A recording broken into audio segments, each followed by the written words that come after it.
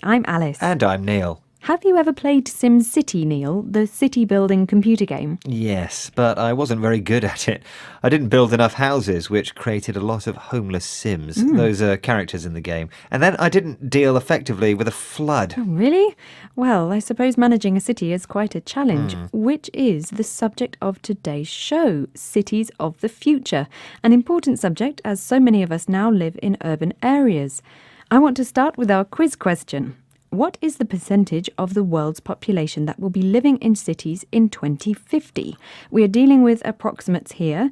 Is it A, 10%, B, 50%, or C, 70%? I think that it's A, 10%. Well, we'll find out if you're right or wrong later on in the show.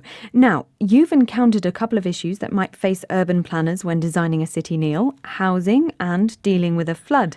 Can you think of any others? Yes, having decent cycle lanes, good transport networks are very important. Yes, indeed. And if people could get around easily on foot or by bike or by public transport, roads would be less congested or overcrowded and less polluted. That sounds rather utopian to me, though. A utopia is an imaginary place where everything is perfect. But Copenhagen is pretty utopian, Alice. The air is clean.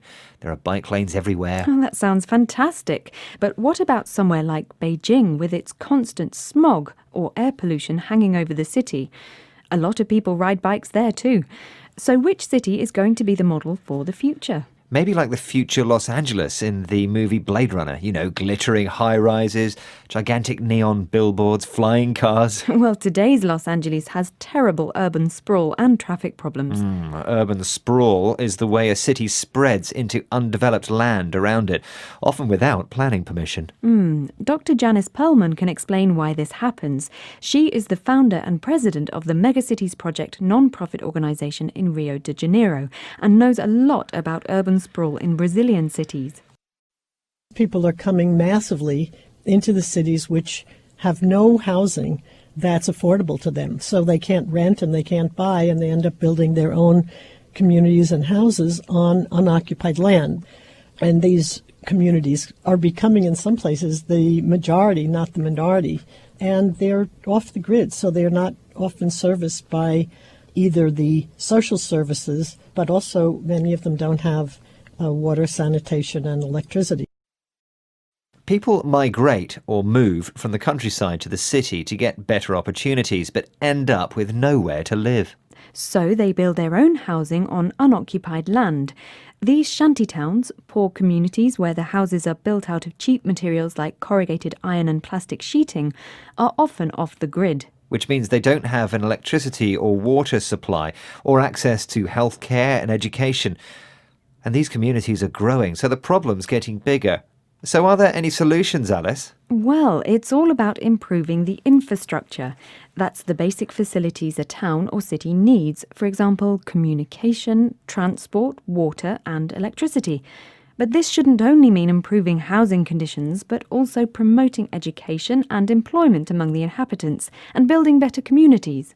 That sounds like a real headache for the urban planners. You're right there. And one thing urban planners are talking about at the moment is creating smart cities. John Rossant, founder and chairman of the non-profit organisation New Cities Foundation, explains what it is. I think, generally it's accepted that cloud computing, ubiquitous internet, robust 5G networks, etc., will transform our cities, whether they're in the global south or the developed world. And, technology is really a game changer, I think, in urbanization. John Rossant there. What's ubiquitous, Alice? It means available everywhere. So, the idea behind smart cities is to use technology to collect large amounts of data about how a city is performing. And that will be a game changer, significantly affecting the way our cities function.